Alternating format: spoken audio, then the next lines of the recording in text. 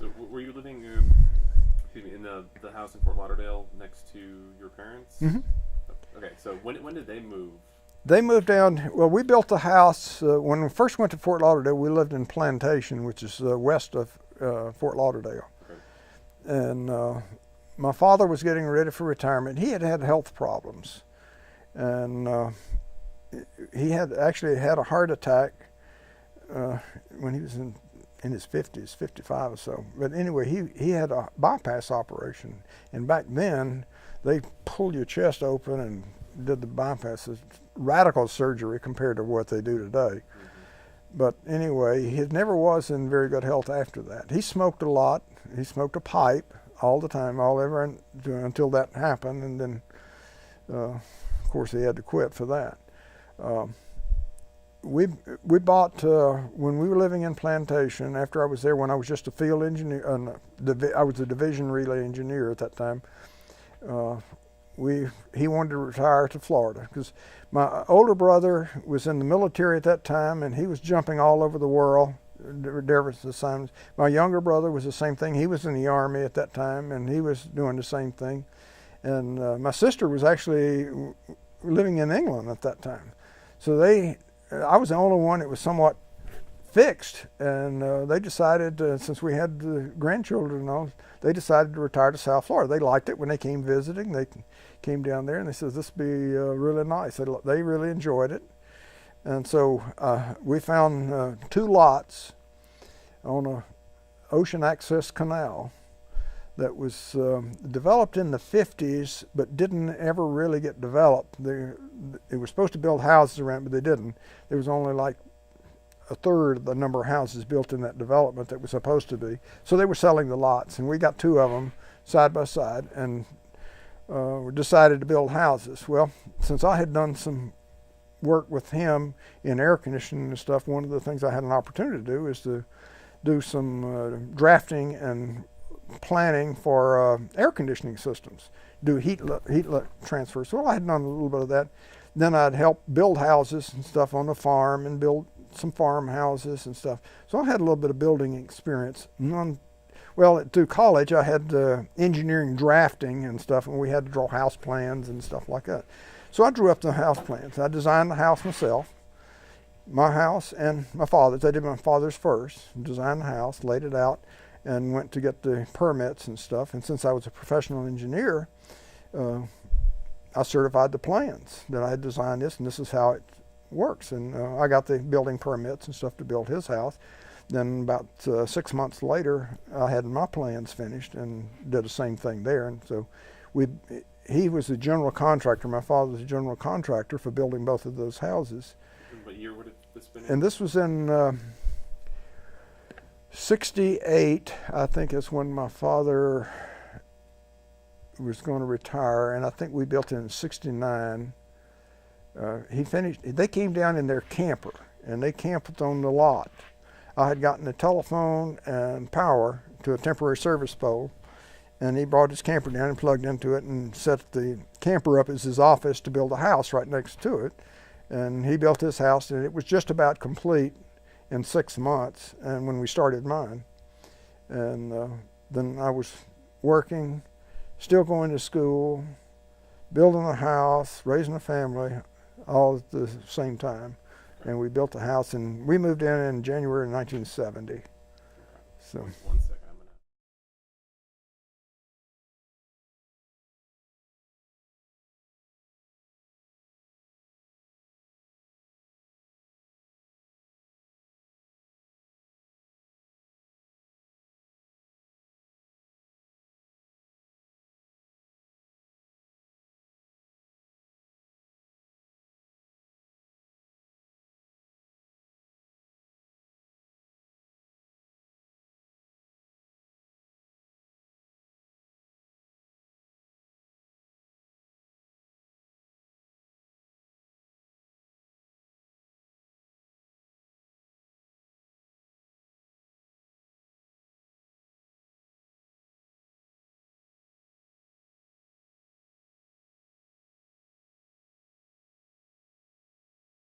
Just broke off, sheared off.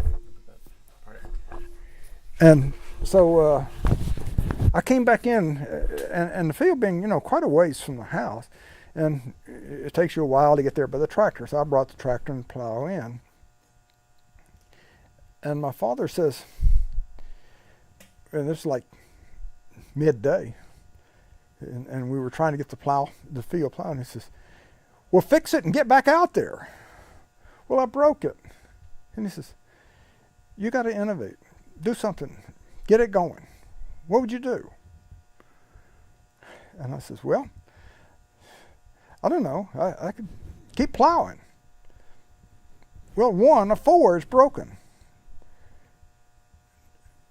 You've got 50% of the day left. How much could you have gotten done? Well, you maybe not got everything done you wanted to, but you could have gotten a whole lot more done. Okay. So I learned to carry an extra plow point with me. We had a toolbox on the side of the tractor. Baling wire, an extra plow point, some wrenches and stuff. If it quits, fix it. How? Well, whatever it takes, fix it. Just fix it. Yeah. You taught me to be self-reliant on it. And so you get out there and something happens. Well, I know the mowing machine. You'd break a point. So I got where the mowing machine that we use is a sickle cutter. Like this, got a blade going back and forth. And it's sitting there cutting a swath about 6 feet wide. And this mowing machine's running. It's got a big spindle back there, and it operates, through a oscillating type thing. Well, those blades are about like this, and they are held on there with rivets, 2 rivets. And occasionally you'll hit a rock or something and it breaks one of the points. Well, does it stop the machine? If it bends it up and stops it, then you got to fix it. If it breaks off, you may just keep going. But if it stops it, what are you going to do? Just quit for the day? Got to keep going. Yeah. So I learned how to get a hammer and an anvil. I took a little anvil, acted as an old piece of railroad rail, out there and learned how to knock out the rivets, put a new one in, or a file or something to cut it off. You had to file it off. We didn't have any power tools on it out there, so you filed it off, cut it out, put a new one in, rivet it down, get it going again, go. So you fix things out in the field. You don't just stop. Yeah. And so those are the things.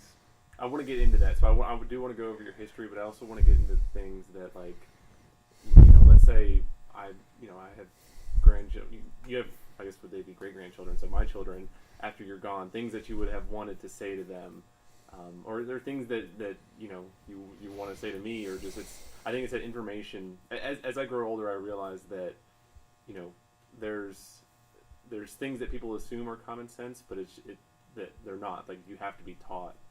You don't just come out of the womb with all this knowledge and experience, and it seems a shame to have to constantly always relearn, reinvent things, lose it. And this is a way for us to spend time together.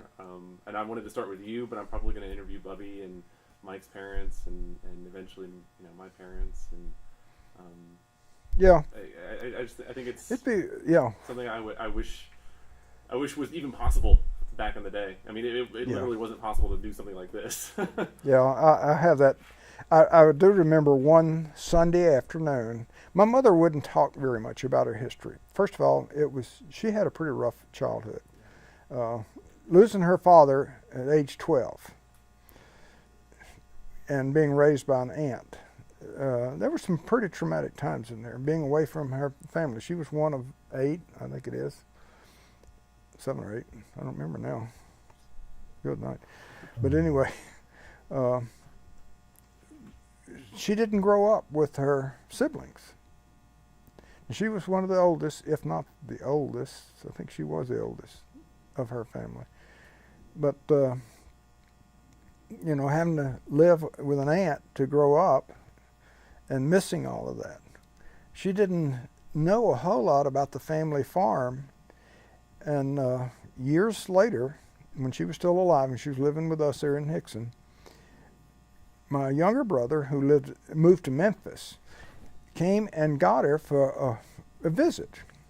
And they went to Bells, Tennessee. That's where the family farm was. and found the old farm. Some relatives, distant relatives, still lived there. And in fact, she had a picture of the old barn that her father built. It's still there, was then.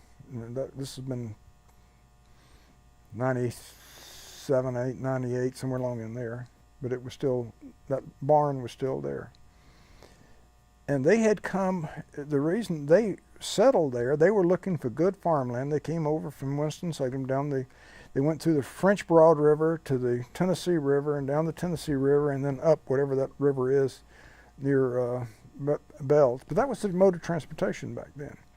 Because she says that when they were in the Chattanooga area coming down the Tennessee River, the family was moving a whole group of them on a river barge. And there was a young child, and be probably a cousin, first cousin to her, passed away. And they buried him on the banks of the Tennessee River near Chattanooga. Wow. As they were going to the New World, as they said, the opening of the Tennessee area. And the reason that they went to Mississippi was this was her father, and no, it was her brother and sister moved to Rankin County, Mississippi, and that's where the Lomaxes are now. That's my first cousins and stuff are in that area in Rankin County. It's actually in Jackson now. Jackson just grown over the whole thing, but anyway, that's where they went, and that's where we used to visit the old family place, we called it. It was her mother's farm, where Uncle Ray farmed it, because the farm had, you got to remember back in the 1940s, how long are we from the Civil War? Less than 100 years. Yeah. It was still prevalent on a lot of people's mind. I had a great aunt that lived there with her. The great aunt was about 9, 10 years old during the Civil War. She was an old maid aunt, never got married, because when she was engaged to be married, and the family got a disease. I can't remember. I think it was, anyway, it's a disease now that it's been pretty well run down, but I think it was malaria or something like that. But anyway, it about wiped out the family. So she didn't get married and stayed home to take care of her mother and her father and brothers and sisters. And she didn't catch it, the disease, and didn't get married, and her proposed went off and wasn't going to stay there because they were leaving, and he married somebody else later. So she never married. But the only thing that I remember as a kid is that trunk. She had an old trunk that had memorabilia from the Civil War. And she would tell about the stories about the Yankees coming in and the soldiers and the wounded and stuff like that. And I was just a kid, and we used to sit on the front porch of the old house and Sunday afternoon, and she'd tell these stories and pull something out of that trunk. And I've got in our safe deposit box at the bank, are some Confederate money. And what she would do, she'd bring out this bill, this $10 Confederate dollar, and tell a story about it. Wow. And she gave it to us, gave us the kids sitting around there, me and my cousins and stuff, we were all sitting around. She'd each give us a $1 or a $5 Confederate dollar, which was worth nothing then. She had a stack of them. It was, after the war, it was worthless. They lost everything. They lost the farm. The farm had slaves on it, and then after the war, they became houses for sharecroppers. And basically, they owned a share of the land and farmed it for their benefit. And they lived in those slave quarters. And those houses were still there when I was growing up. I remember them. And it's interesting to see some of that kind of history there. And like I say, I wish I could have heard more of it. My mother never would talk about it very much, but she would occasionally if she was in the right mood. And I remember one Sunday afternoon in Hickson, we were sitting there, and she got to talking about her childhood. And I learned things that I never knew about her.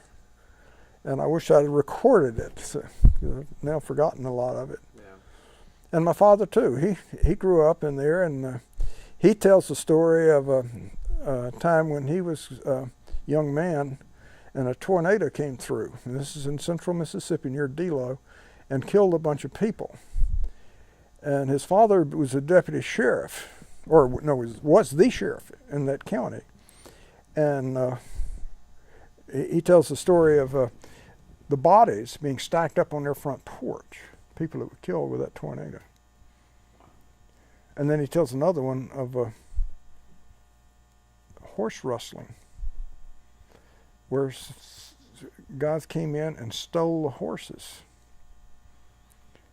And his father had to investigate it, but what had happened is the neighbors that got together with the farmer that had lost the horses, because the horses were that was his means of survival. I mean, there was no tractors back in this time of the period. This is back in around the turn of the century and stuff.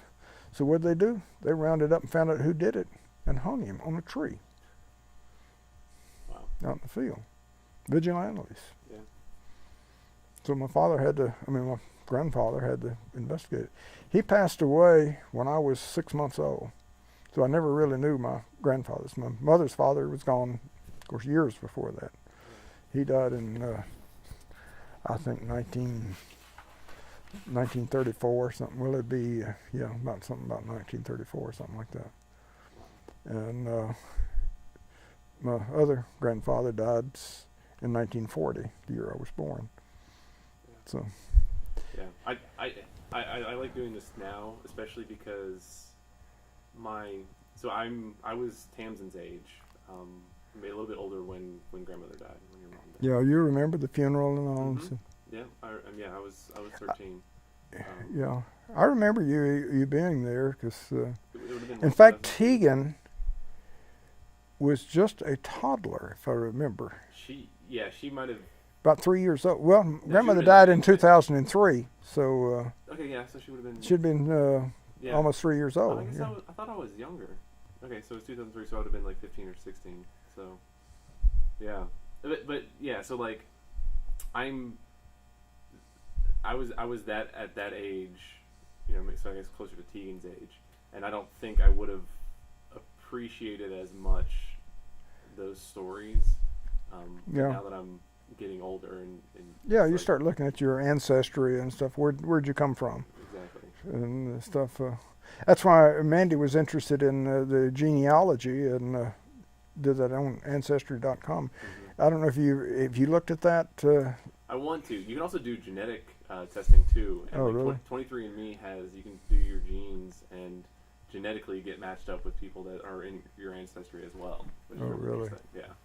Yeah, that's something entirely new. Yeah. But this ancestry, I found it was kind of interesting. Allison's, when it got me on it, and one of the trips at Hilton Head, I got hooked on it and was looking at it and going through. Different people in the family have put stuff in. Mandy and Allison put a lot of stuff in, but you go into it, and there's a history of the Taylor family going back to, one side of the family actually, on my mother's side, goes back into the Choctaw Indians. We got Choctaw Indian blood. In fact, technically we have, I think we're supposed to get part of the settlement of a treaty that was done. It's called Dancing Rabbit Creek. Treaty of Dancing Rabbit Creek with the Choctaw Indians and the U.S. government. And they say it was illegal because it was made by a colonel in the U.S. Army to the Choctaw Indians at the time. They took some of the Choctaw land and put the Choctaws in a reservation in Philadelphia, Mississippi.